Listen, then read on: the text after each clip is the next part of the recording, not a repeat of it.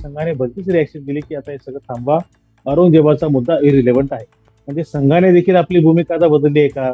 मग हे अशी जर भूमिका संघाने मान्य केली असेल, तर मग संघाच्या भूमिकेमध्ये आणि काँग्रेसच्या भूमिकेमध्ये काय फरक उरतो? कबरीच्या विरोधात आंदोलन केलं म्हणून मुस्लिमांच्या भावना भडकल्यात, हे साफ चूक आहे, 100% चूक आहे. असं झालेलं नाही. संघाने क्लीन शीट दिली आणि संघाने वाचवलं म्हणून फडणवीस एकदम निर्दोष झाले या सगळ्या प्रकरणात, असं होणार नाही. नितेश राणे हे आक्रमकपणाने भूमिका घेतात, नव्हे तर त्यांनी ती भूमिका घ्यावी म्हणून भाजपकडनं रचना लावली जाते आणि म्हणून ते बोलतात. कोणाचं नाक कुठे दाबायचं आणि कोणाला कशी चावी भरायची हे मुख्यमंत्र्यांना व्यवस्थित माहिती आहे. मात्र मला असं वाटतं की त्यांना गृह खात्याकडे लक्ष द्यायला वेळ मिळत नसावा, किंवा ते ज्यांच्यावर अवलंबून गृह खात्याचा कारभार चालू बघतायत ते लोक तेवढ्याशा क्षमतेचे नसावेत. आपण त्याच्या मागचा एक अंदाज.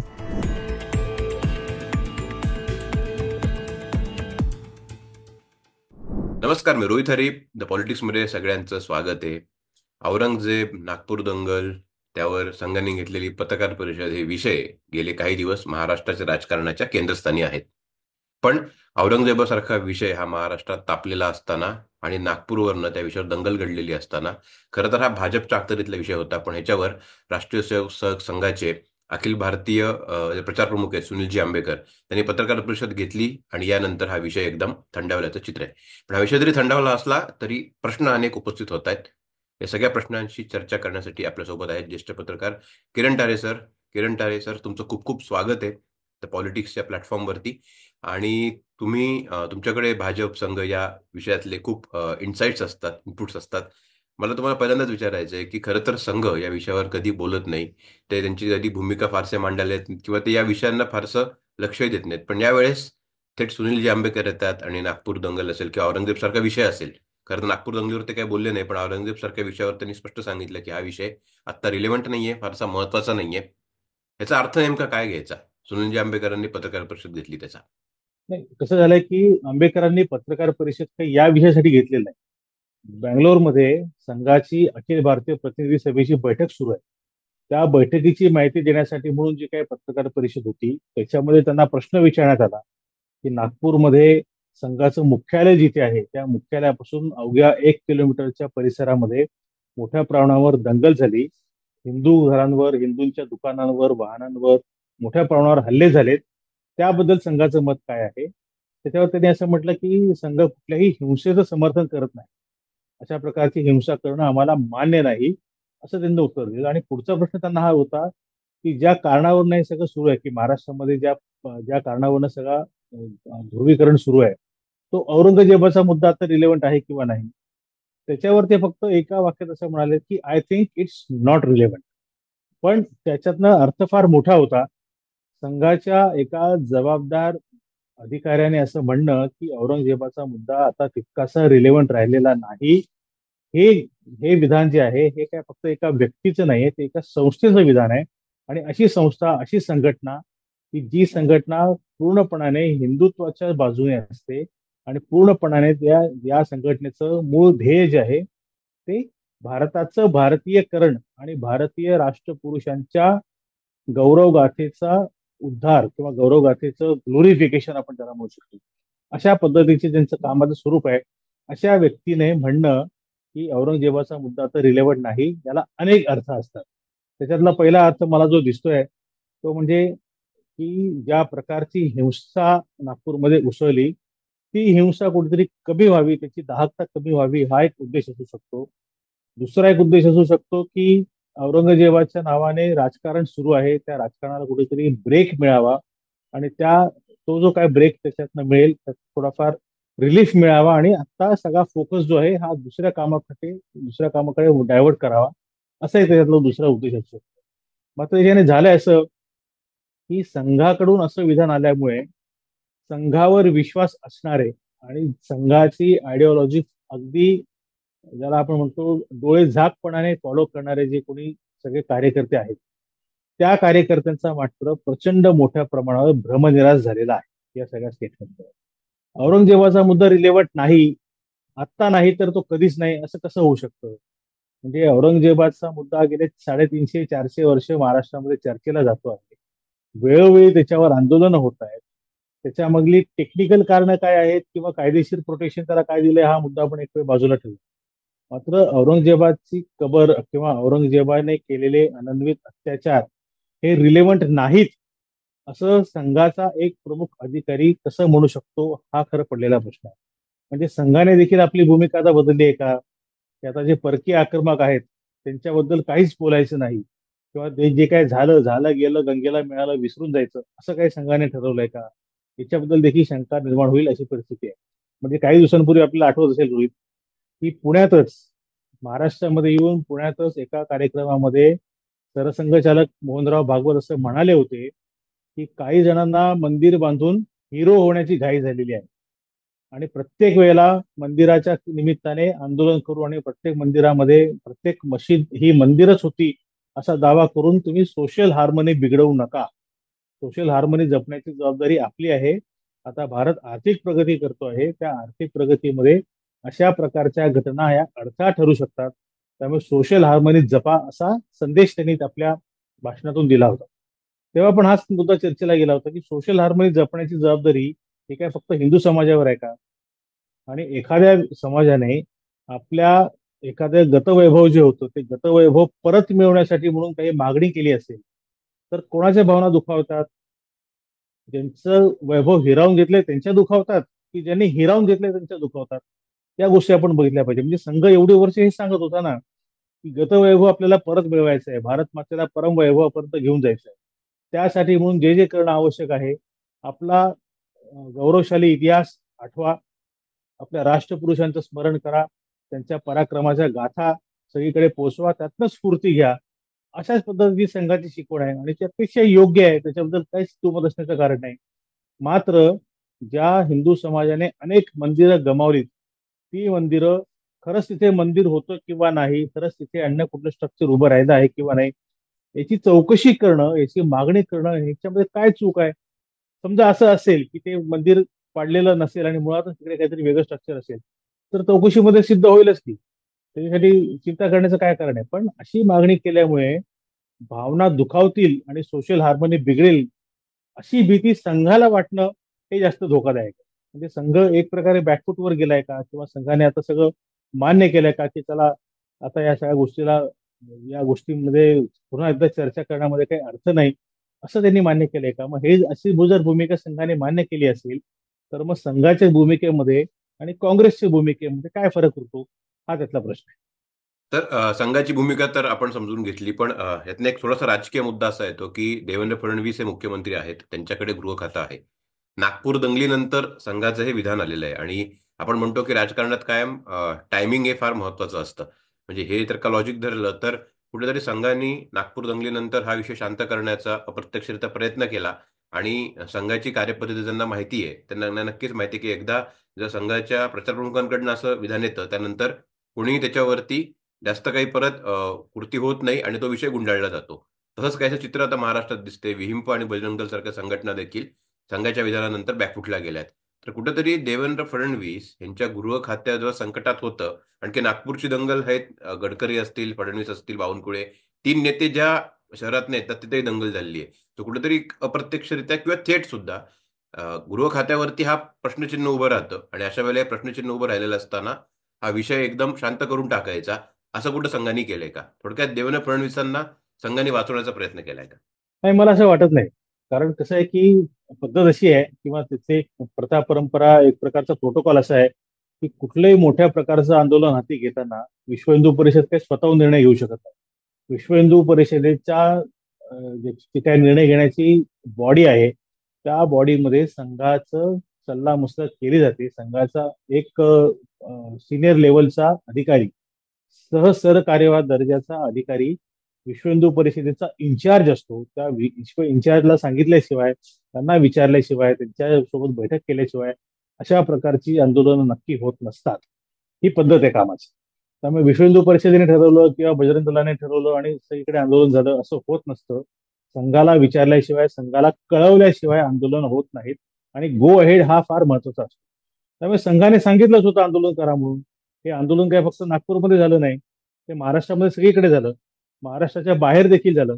उत्तर प्रदेशमध्ये झालं, वाराणसीमध्ये झालं, दिल्लीमध्ये झालं, अनेक ठिकाणी झालं. देशभरामध्ये जेव्हा सगळीकडे आंदोलन होत आहे तेव्हा ते संघाला न विचारता होऊ शकेल याच्यावर अजिबात माझा विश्वास नाही. संघाला सांगून संघाची परवानगी घेऊन हे आंदोलन केलं. त्यामुळे आता आंदोलनाला वेगळं गालबोट लागलं. आंदोलनाच्या नंतर हिंसा झाली ती फक्त नागपूरमध्ये झाली. देशभरात अन्यत्र कुठेही झालेली नाही, हे आपण लक्षात घेतलं पाहिजे. आणि औरंगजेबाच्या कबरीच्या विरोधात आंदोलन होत असताना त्या कबरीच्या विरोधातली म्हणून हिंसा झालेली नाही आहे रोहित. हे पण आपण लक्षात घेतलं पाहिजे. म्हणजे हा जो एक गैरसमज निर्माण झालेला आहे गेल्या काही दिवसामध्ये, की कबरीच्या विरोधात आंदोलन केलं म्हणून मुस्लिमांच्या भावना भडकल्यात, हे साफ चूक आहे. 100% चूक आहे. असं झालेलं नाही. म्हणजे मला तर असं वाटतं की आपण भारतातल्या सगळ्या मुसलमानांचा जर सर्वे केला आणि त्यांना विचारलं की तुम्हाला औरंगजेबाची कबर हवी का नको, तर माझं मत असं आहे की बहुतांश मुस्लिम हे कबर हटवा या मागणीचे असतील. त्यांना देखील औरंगजेब आपला वाटत नाही, ही वस्तुस्थिती आहे, ही आपण समजून घेतली पाहिजे. नागपूरमध्ये आंदोलन झालं, नागपूरमध्ये हिंसा झाली, त्याचं कारण असं होतं की त्या चादरीवर काहीतरी अक्षरं लिहिलेली होती आणि ती अक्षरं पवित्र आहेत असा समज झाला आणि त्यामुळे ते सगळं आंदोलन झालं. आता मुख्यमंत्र्यांनी त्याच्यामध्ये जाहीर केलं की असं कुठल्याही प्रकारची अक्षरं त्याच्यावर नव्हती. कोणीतरी गैरसमज पसरवला, कोणीतरी अफवा पसरवली आणि पुढचं सगळं घडलं.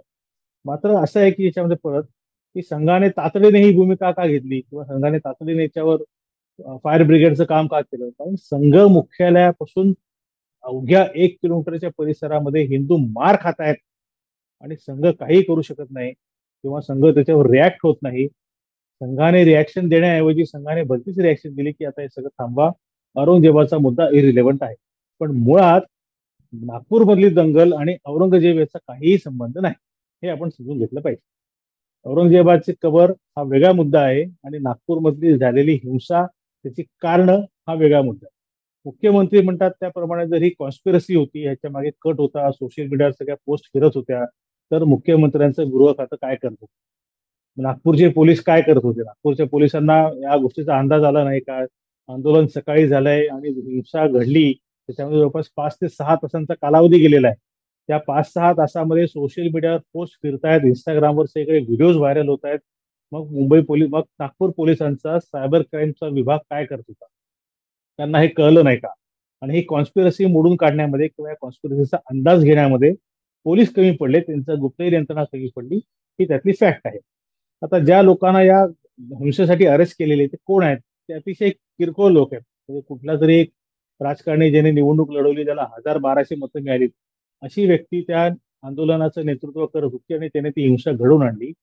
नागपूरच्या त्या पोलीस स्टेशनचं नाव आता मी विसरलो, पण पोलीस स्टेशनच्या बाहेर जमाव जमवून औरंगाबाद जिंदाबाद म्हणून घोषणा देत होता. तेव्हा पोलिसांचे कान उभे का राहिले नाहीत की असं काहीतरी घडू शकतं, या सगळ्या प्रकारामधला काहीतरी वेगळं वळण मिळू शकतं, असं अंदाज पोलिसांना का आला नाही? त्या सगळ्या गोष्टींचं आपण त्याच्यामध्ये खरं चर्चा केली पाहिजे. देवेंद्र फडणवीस यांना वाचवण्यासाठी म्हणून संघाने अशी भूमिका घेतली असेल का, तर असं मला वाटत नाही. कारण संघाने भूमिका घेतली म्हणून फडणवीस यांच्यावरचा ठपका दूर होईल असं काही नाही. म्हणजे अशा प्रकारची वॉशिंग मशीन खरं अजून यायची आहे. वॉशिंग मशीन असेल तर मुद्दाम वापरतोय. आपल्या सगळ्यांना माहिती आहे वॉशिंग मशीनचा अर्थ काय होतो ते. पण संघाने क्लीन शीट दिली आणि संघाने वाचवलं म्हणून फडणवीस एकदम निर्दोष झाले या सगळ्या प्रकरणात, असं होणार नाही. त्यामुळे मला वाटत नाही की असं काही याच्या मागे उद्देश असेल. पुढचा मुद्दा येतो ते म्हणजे हा सगळा जो विषय सुरू झालेला आहे त्याचं कुठेतरी एक केंद्र हे नितेश राणेंकडे जातं. हे नाकारून चालणार नाही, कारण की निवडणुकीच्या आधी पण ते काही काळ एक हिंदुत्वाची मांडणी अति आक्रमक पद्धतीने किंवा आक्रमक पद्धतीने म्हणण्यापेक्षा एक प्रक्षोभक विधानांच्या माध्यमातून हिंदुत्वाची मांडणी करत होते. आता या सगळ्या विषयात बघितलं तर त्यांच्याच मतदारसंघाच्या बाजूला असलेल्या राजापूर मतदारसंघामध्ये होळीच्या दिवशी एक असाच प्रकार घडला. त्यानंतर लगेच 2 दिवसांनी नागपूरमध्ये दंगल घडली. तर कुठेतरी नितेश राणे बद्दल मला खरं तर दोन ओळीत माहिती द्यायची की ते खरं तर मूळचे भाजपचे नाहीत. त्यांची ह्याच्या आधीची संघाविरोधातली बरीचशी विधानं आहेत. भाजप विरोधी ते बोललेले आहेत. एका जातीविरुद्ध त्यांची विधानं आहेत जी समाज माध्यमांवरती आहेत. मग त्यांच्याकडनं हलाल आणि झटका मटणचा मुद्दा येणं, मग हिंदुत्वाची मांडणी करणं, तर कुठेतरी नितेश राणे यांची जी काही प्रक्षोभक विधानं आहेत ते कुठेतरी भाजपाला आणि संघाला मारक ठरतायत का? मला असं वाटत नाही रोहित. कारण त्याचं कारण असं आहे की आता हलाल आणि झटकाचा उल्लेख तू केलास, तर हलाल आणि झटका हे काही नितेश राणेने सुरू केलंय का? अजिबात नाही केले. हा विषय गेले काही दिवस चर्चेला जातोच आहे आणि हा विषय विश्व हिंदू परिषदेकडनं चर्चेला जातोय. विश्व हिंदू परिषदेने असं आवाहन केलंय की तुम्ही हलाल मटण जे काय असेल ते खाऊ नका आणि झटका खा. त्याच्या मागची कारण त्यांनी सांगितली आहेत. आपल्याला आठवत असेल मुंबईमध्ये महाराष्ट्र नवनिर्माण सेनेने सुद्धा झटका संदर्भामध्ये आंदोलन ते मोहीम राबवली होती. त्यांच्या दादरमध्ये होर्डिंग्ज लागले होते की झटका किल्लेदार कुठे म्हणून मिळेल. त्यांचे कार्यकर्ते होते यशवंत यशवंत शिंदे. किल्लेदारांनी त्या मोहिमेचं नेतृत्व केलं होतं. या सगळ्या गोष्टी आपल्याकडे आहेत ना. म्हणजे फक्त नितेश राणेंनी केलंय का तसं नव्हे. पण नितेश राणे बोलले की त्याची बातमी होते. ते ज्या पद्धतीने बोलतात त्याची बातमी होते. ठीक आहे, हरकत नाही. पण नितेश राणे हे एक फक्त माध्यम आहे. नितेश राणेंनी त्या गोष्टीला एक नाव दिलं. त्यांनी ते मल्हार सर्टिफिकेट नावाचं सर्टिफिकेशन त्याला दिलं. हे त्यांनी पुढचं पावलं. पण हा विषय अनेक दिवस झाले चर्चेमध्ये आहे. त्यामुळे नितेश राणेंनी चर्चा सुरू केली आणि ते वातावरण बिघडलं असं काही नाही. अजिबात नाही.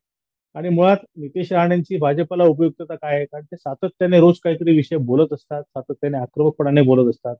मग ते कधी ठाकरेंबद्दल असो, कधी ते हलाल आणि झटकाबद्दल असो, कधी दिशा सायलेंट बद्दल असो, नितेश राणे हे आक्रमकपणाने भूमिका घेतात.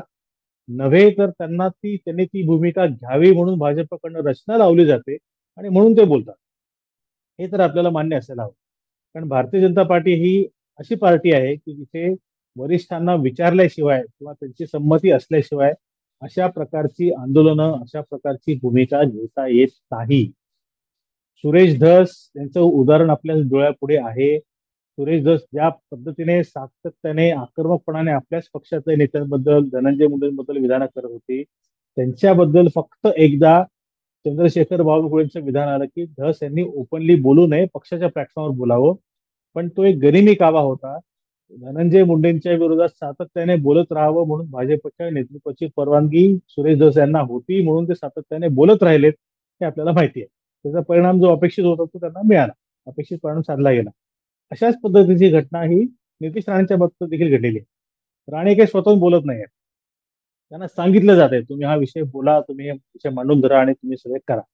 आता त्यांनी काँग्रेसमध्ये असताना काय आंदोलनं केली किंवा त्यांनी नंतर काय केलं, हा ते जिथे जाणार त्या पद्धतीची त्या पक्षाच्या भूमिका ते मांडणार हे स्वाभाविक आहे. म्हणजे आपल्याला याची म्हण आहे की ज्याची खावी पोळी त्याची वाजवावी टाळी. त्यामुळे जो पोळी खाऊ घालतोय त्याची टाळी वाजवणार ते हे आपल्याला उघडपणाने मान्य करायला हवं. त्याच्याबद्दल काही वाद नाही. मला एका आंदोलनाचं उदाहरण तर आपल्याला सगळ्या प्रेक्षकांना सांगायला आवडेल की पुण्यातल्या संभाजी बागेत, पुण्यात आहेस, तुला संभाजी बाग माहिती आहे.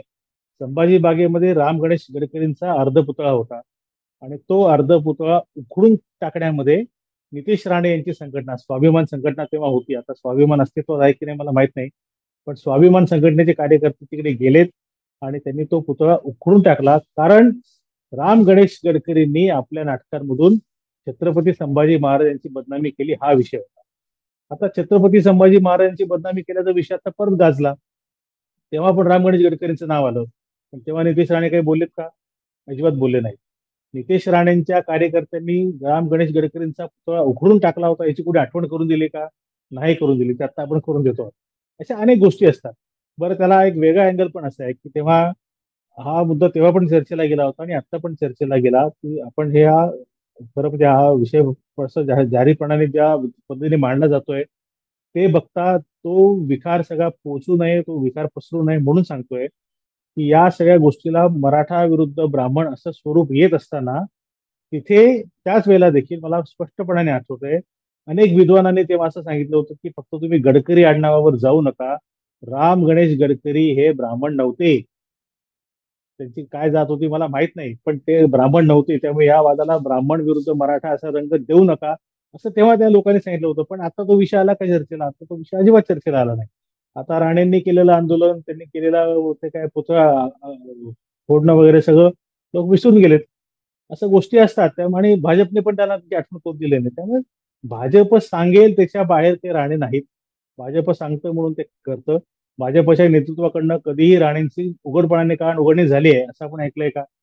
अजिबात ऐकलेलं. बंद खोलीमध्ये काय होत असेल आपल्याला माहित नाही. पण जाहीरपणा असा जर विषय अतिशय संवेदनशील असेल आणि राणेंच्या विधानामुळे सामाजिक सलोखा बिघडत असेल, जातीय सलोखा बिघडत असेल, तर नितेश राणेंना भाजपच्या नेतृत्वाकडनं जाहीरपणाने तंबी दिलेली आहे किंवा तुम्ही असं करू नका असं म्हटल्याचं मी तरी ऐकलेलं नाही. याचा अर्थ उघड आहे. भाजपचा आशीर्वाद आहे म्हणून ते करतायत. नक्कीच सर, शेवटचा प्रश्न घेतो. संघ आणि भाजपच्या पलीकडे की हा प्रश्न सरकारी थोडासा आहे, कारण की गृह खातं हे फडणवीसांकडे आहे. आणि जर का आपण गृह खात्याची फडणवीस पुन्हा एकदा मुख्यमंत्री झाल्यानंतरची जर का कामगिरी बघितली, ती खरंच चिंताजनक आहे. आणि कुठेतरी संतोष देशमुख हत्या प्रकरणापासून ते नागपूर दंगलीपर्यंत मध्ये राजापूर, खोक्या भोसले किंवा स्वारगेटचं जे काही सगळं प्रकरण आहे ते, तर कुठेतरी मला प्रश्न काय विचारतोय मी हा, की एकीकडे भाजप हे फडणवीस हे विकासाचं राजकारण पुढे नेत आहेत, मोठमोठे रस्ते बांधतायत, ओव्हरब्रिज बांधतायत, मोठमोठ्या प्रकल्पांची घोषणा होतीये. आणि दुसरीकडे कुठेतरी 3 महिन्याच्या कालावधीतच 2 दंगली घडतायत. तर कुठेतरी हे विकास विरुद्ध दंगल असं चित्र उभं राहत आहे का? तर हे गृह खात्याचं अपयश आहे हे तर दिसतं स्पष्टपणे. म्हणजे गृह खात्यावर नियंत्रण राहिलेलं नाही, हा त्यातला उघडपणाने मुद्दा आहे. म्हणजे संतोष देशमुख प्रकरणामध्ये जे झालं ते तर महाराष्ट्राच्या इतिहासामध्ये फार क्वचित वेळा घडलेलं आहे. याच्या आधी पोलिसच इन्व्हॉल्व्ह आहेत, पोलिसच तक्रार घेत नाहीत, पोलिसच जज सोबत पार्टी करतायत, पोलिसच त्या एसआयटी मध्ये सामील असलेले, एसआयटी मध्ये असलेले पोलीस त्या गुन्हेगारांशी चांगले संबंध असलेले सगळे निघालेत. अशा प्रकारचं महाराष्ट्रामध्ये कधी घडलं नव्हतं. म्हणजे अधिकारी जेव्हा तुम्ही निवडताय, त्या अधिकारी निवडण्याच्या मागचा निकष काय आहे किंवा त्याला जी काही चाळणी लावली जाते ती बघणारे लोक कोण आहेत हे कोणीच कोणाला बघत नाही, कोणाचं पायपोस कोणामध्ये नाही, अशी सगळी अवस्था आहे. घटना घडतायत पण त्या घटना घडल्यानंतर सिलेक्टिव्ह आउटरेज येतोय. म्हणजे आपण आपल्याकडे सातत्याने असं म्हटलं जातं ना की एखादी घटना घडली तर रिॲक्शन काय असते पोलिसांची, तर ती पोलिसांची रिॲक्शन काय असते ते जास्त महत्वाचं असतं.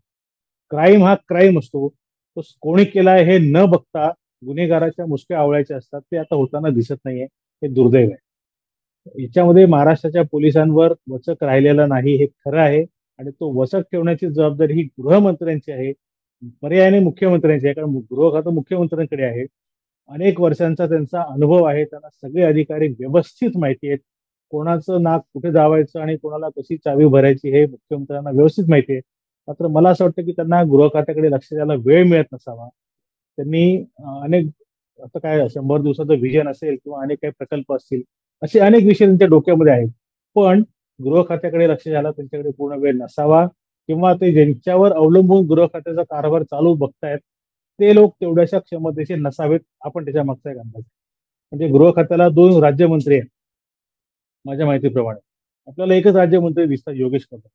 दुसरे राज्यमंत्री कुठे आहेत मला तर नाव पण नाही आठवत. आणि योगेश कदम हे राज्यमंत्री आहेत. राज्यमंत्र्याचं काम हे मंत्र्याचा कार्यभार थोडा हलका करणं असं असतं. तर आपण या योगेश कदमांची एकंदरीत बॉडी लँग्वेज बघितली, त्यांचा आविर्भाव बघितला आणि त्यांचं बोलणं बघितलं, आता ते विधान भवनामध्ये येतात त्यावेळेला बोलतात माध्यमांशी तेव्हा कळतं. योगेश कदमांकडे बघून त्यांना साधा कॉन्स्टेबल पण घाबरत नसेल याच्यावर माझा पूर्ण विश्वास आहे. म्हणजे गृह खात्याचा जो प्रमुख आहे त्या गृह खात्याच्या प्रमुखाचा दरारा जो असायला हवा तो अजिबात दिसत नाही. मुख्यमंत्र्यांकडे वेळ नाही तर किमान राज्यमंत्र्यांनी जबाबदारी उचलायला हवी. राज्यमंत्री का नाही गेलेत नागपूरला? गृह खात्याचा विषय आहे ना, मग राज्यमंत्र्यांना काय एवढं अडचण होती, ते का नाही गेलेत नागपूरला? चंद्रशेखर बावनकुळे गेले, ते पालकमंत्री आहेत. पालकमंत्र्यापेक्षा गृह खात्याचं मंत्र्याची जबाबदारी जास्त आहे. पोलीस कोणाला रिपोर्ट करतात? पालकमंत्र्याला रिपोर्ट नाही करत, ते गृहमंत्र्याला रिपोर्ट करतात. राज्यमंत्र्यांनी जायला हवं होतं, त्यांनी तिथल्या कमिशनरला जाब विचारायला हवा होता, हे असं काय झालं? का नाही गेलेत ते तिकडे? का नाही गृहमंत्र्यांनी सांगितलं की पोलीस महासंचालकांना का नाही सांगितलं की तुम्ही नागपूरला जा आणि परिस्थितीचा आढावा घ्या, मला रिपोर्ट करा? का नाही केलं? या सगळ्या गोष्टींची अनेक उत्तरं आहे, आपली अनेक उत्तरं निरुत्तरित आहेत. ती उत्तरं आपल्याला मिळालेली नाहीत. फक्त चंद्रशेखर बावनकुळे तिकडे गेलेत आणि चंद्रशेखर बावनकुळे तिकडे जाऊन काय केलं, तर नागपूर हे सर्व समाजाला सामावून घेणारं शहर आहे वगैरे वगैरे त्यांनी पॉलिटिकल भाषण केलं. पण त्या पॉलिटिकल भाषणातनं अजूनही तिथल्या लोकांचा गेलेला कॉन्फिडन्स परत आलेला नाही. 3-3 दिवस संचारबंदी लावावी लागते नागपूर सारख्या शहरामध्ये. आता पोलीस म्हणतायत किंवा आता जे काही रिपोर्ट्स येतात की दंगेखोर हे मध्य नागपूर मधले नव्हते, निम्मे दंगेखोर मध्य नागपूर मधले नव्हते, बाहेरून आलेले होते. ठीक आहे, निम्मे बाहेरून आलेले होते, पण निम्मे उरलेले कुठले होते? तिथलेच होते ना. म्हणजे तुम्ही एकच बाजू बघताय, दुसरी बाजू बघत नाही आहात. तर अशा परिस्थितीमध्ये तिथल्या नागरिकांना धीर देण्यासाठी म्हणून पोलिसांवर त्याचा एक कठोर वचक असण्यासाठी म्हणून गृह खात्याचा अधिकारी, गृह खात्याचे वरिष्ठ अधिकारी, गृहमंत्री तिकडे असणं अपेक्षित होतं. ते झालेलं नाही. याच्यातूनच गृह खातं या गोष्टीबद्दल किती असंवेदनशील आहे किंवा गृह खात्याने किती कॅज्युअली हे सगळे घटना हाताळलेले हे आपल्याला लक्षात येतं. याचा अर्थ गृह खात्याला नागरिकांची अजिबात पर्वा नाही. आहे तसं चालू द्या, परिस्थिती आपोआप नॉर्मल होईल. आपण काही फार करायची गरज नाही. जे चाललंय ते चालू देत. जे काय जखमा आहेत त्या कालांतराने भरून निघतील. आपण त्यासाठी मलमपट्टी करायची गरज नाही, असं कुठेतरी याच्यातला एक त्यांचा समज झालेला दिसतोय. तो जास्त घातक. नक्कीच सर, खूप खूप धन्यवाद. तुम्ही जो वेळ दिला आणि राणेंपासून फडणवीसांपर्यंत आणि संघापासून नागपूर दंगलीपर्यंत अनेक विषयावर आपल्याला चर्चा करता आली आणि तुमचा पर्स्पेक्टिव्ह आम्हाला नक्कीच खूप उपयोगी पडला. पॉलिटिक्सच्या प्रेक्षकांना विनंती आहे की नागपूर दंगल संघाने त्याच्यावर केलेलं विधान, फडणवीसांचं गृह खातं, ह्याच्यावर तुम्हाला काय वाटतं हे कमेंट बॉक्समध्ये जरूर कळवा. आणि पॉलिटिक्स चॅनल सबस्क्राईब करायला विसरू नका. आताचा व्हिडिओ बघितला त्याबद्दल धन्यवाद.